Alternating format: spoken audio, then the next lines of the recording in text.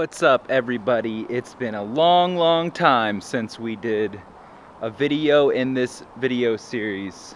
We're gonna be doing episode 2 of the XR50 build, and today we're gonna be taking apart this motor I have right behind me. So first things first, what I like to do with any motor disassembly is I'm gonna go ahead and clean this baby up and try to get as much of the dirt and grime off as possible before I bring it into my shop and start taking it apart. And actually, the last time we did an XR50 build video was almost a year ago, or more than a year ago, because I had just hurt my knee and had surgery for that. So a lot of stuff has happened in that time, and this is going to be the first build that we're going to be doing in my new shop. So I'm really excited about it. I've been waiting a long time to get into this project, but I wanted to wait because I had something built behind me. I'm gonna go show you real quick before we do this motor.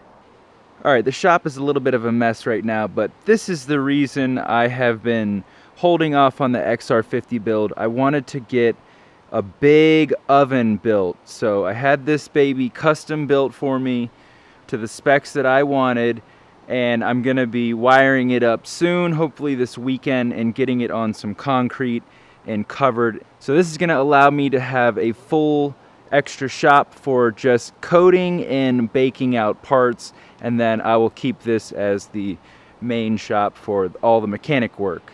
And I have my sandblaster back there. I also picked up this beautiful Mexican moto right here.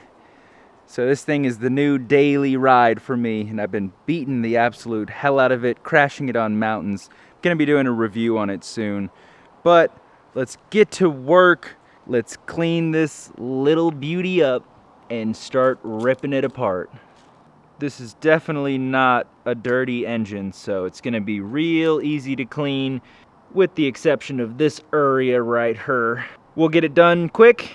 I have big plans for this little motor. We are going to coat the absolute shit out of it. Also, one more tip for you all is I use some of these powder coating plugs. So these things are pretty useful for other things besides powder coating, like plugging up your intake. Pops right in there. And I also have another one in the exhaust port.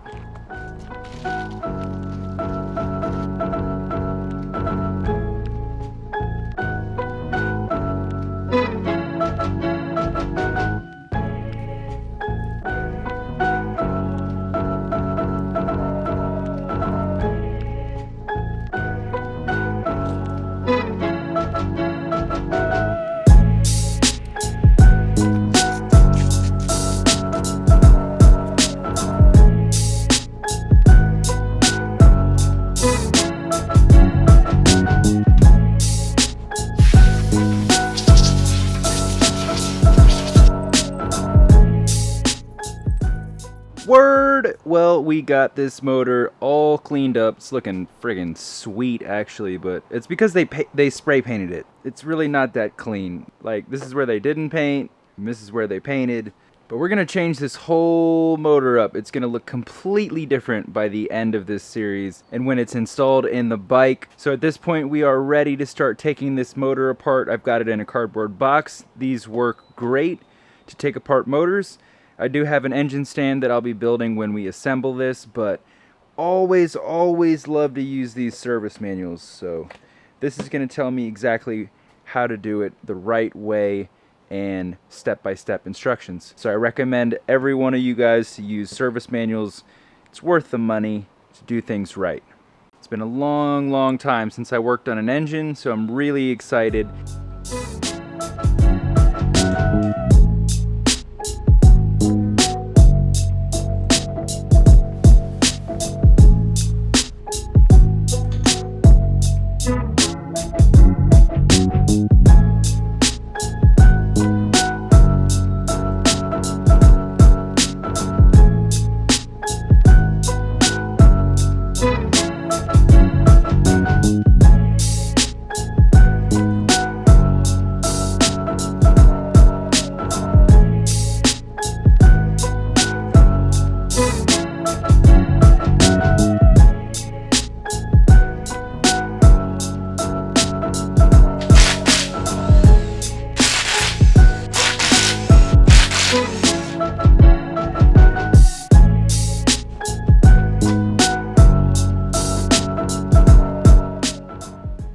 looks like I found the problem. It's passing this cam, but this cam is holding it up just a little bit. So I'm gonna try to loosen up this adjuster right here, and that should allow us to get enough clearance that we will then be able to remove the cam.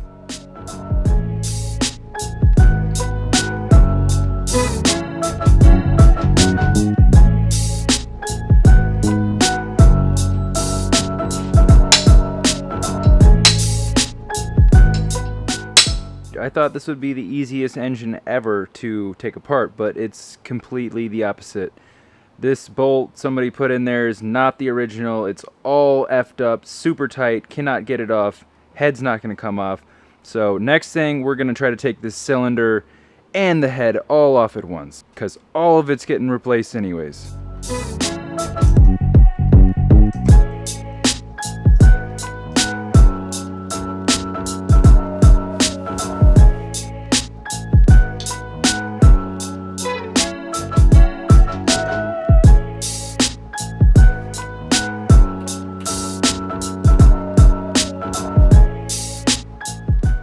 Okay, I was able to figure out how to get this camshaft removed, and what I had to do was loosen these all the way out as far as I could, and then I had enough clearance with the rocker arms to remove the camshaft. So we got that out, but we are still stuck with this piece of junk right here. I'm not sure how I'm going to remove this.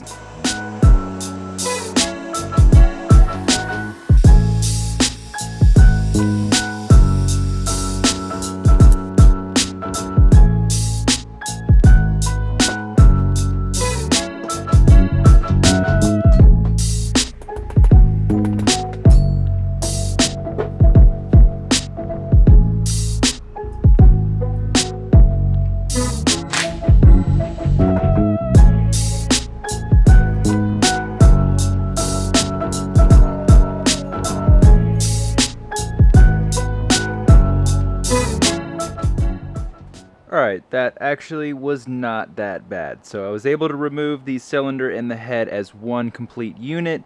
Just had to remove the screw that was right here that was holding the cam chain on.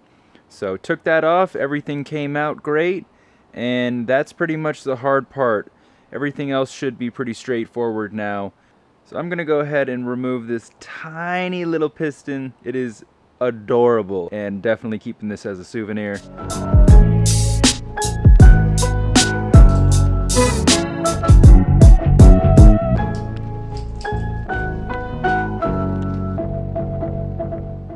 Well, our piston has definitely seen better days. This thing is disgusting, but it doesn't have any scoring. The cylinder should be totally fine, actually. This motor looks like it hasn't been run that much. This bike probably wasn't used frequently, but I just checked the crankshaft and we do not have any up and down play, just your normal side to side, so we are good to go. I will definitely be reusing this crankshaft.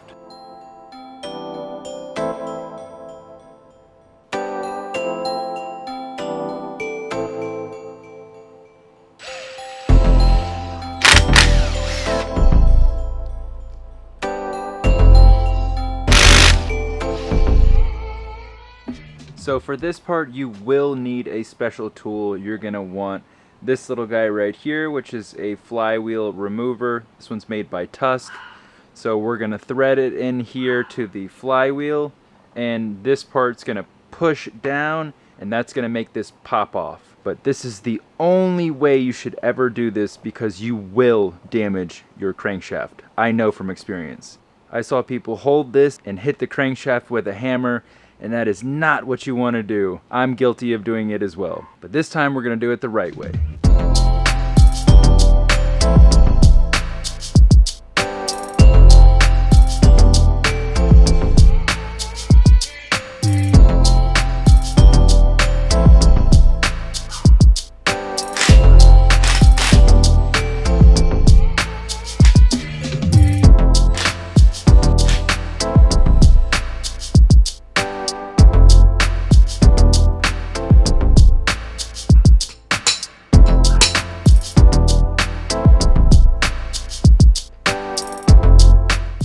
I'm gonna have to get some type of screw extractor to get the other one of these out. So I'll run to the auto store tomorrow for that, but in the meantime, I'm gonna go ahead and get the clutch side off, get all that apart.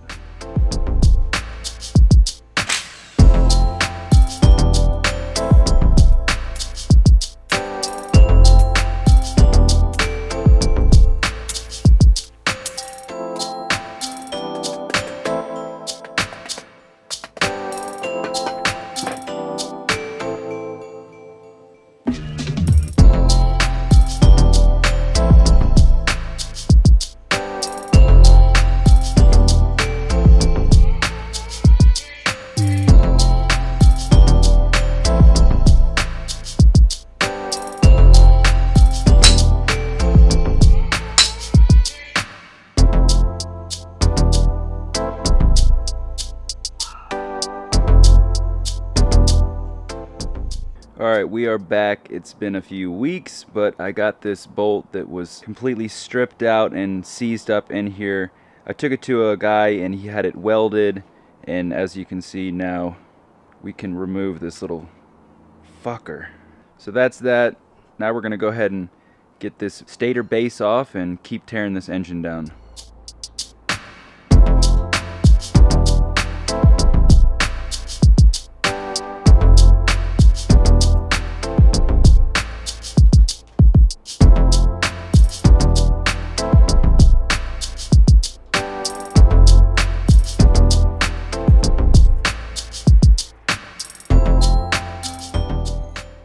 Okay, we are ready to remove this clutch assembly, and what we're going to need to do is use this special tool that I picked up from Amazon. I'll put the link down in the description, but you're going to need this tool to grab onto this lock nut right here. So in the manual it says to use this flywheel holder tool, which I do not have, but what I'm going to do is put on a glove and hold this firmly, and I'm going to use my impact gun to actually blast off that lock nut. And hopefully this is going to work and we won't even need that tool.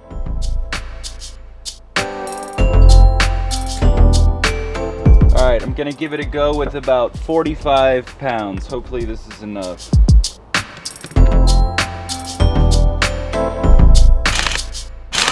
Got him! First try, baby! Yeah! I would totally be drinking a beer right now, but I'm gonna go to the gym later.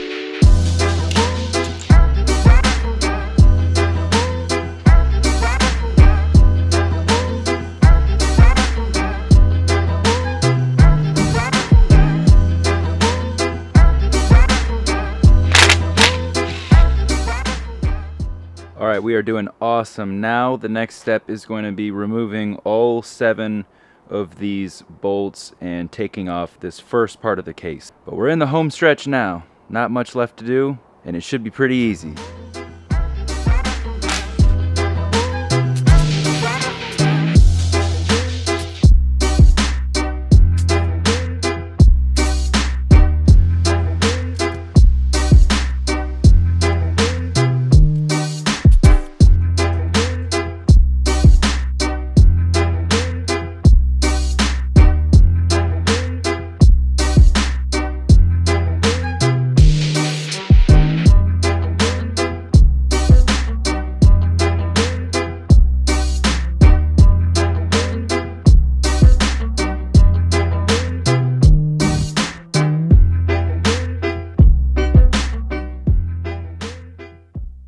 That's it. We've got the whole bottom end disassembled now. There's just a few little pieces that I need to remove so that I can get these cases vapor blasted. I'm gonna blast them first in my vapor blaster over here, which I need to set up, and then we will be actually powder coating the cases. I'm gonna be powder coating all the covers and even the cylinder and the cylinder head. So the entire motor on this 50 is gonna get coated.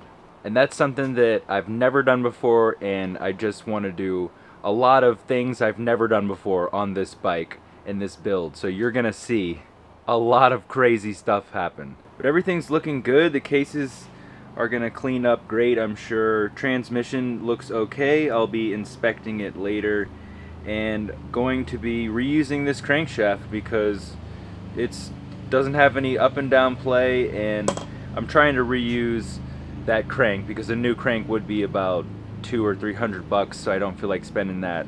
But the plan is we're gonna be getting rid of all of this. We're gonna be putting on an 88cc cylinder and a race head with valves and everything. So new cam, I'm pretty sure. We're not gonna use really any of that, just the covers I'll be reusing. But at this point, what I wanna do is just get everything into bags and make sure that I don't lose anything, especially these little pins right here, to get it all organized before I go and rebuild this motor again. That's gonna do it for this video. I hope everyone is super pumped up for this build. You know the builds we've already done in this channel, and if you don't, if you're new, definitely hit the subscribe button. Join the family, the Full Throttle family over here. We're gonna be building this 50 into something truly incredible, and then it's gonna be my bike that I'm gonna have tons of fun on, my new pit bike. Stay tuned for all the new content that I got coming. I'm definitely gonna try to put a video out once a week again if I can, but I'm busy with work right now. I'm working on a KX250F engine and coating all of the bike, so I'll make a video about the transformation of that too. It's gonna be something similar to the YZ450 is all I'm gonna say. But this little XR50 is gonna go even harder than the YZ450. We're taking it to the next level, pretty much as far as you can go. I love you guys. Thank you so much for the support always, and I'll see you in the next build video. Peace.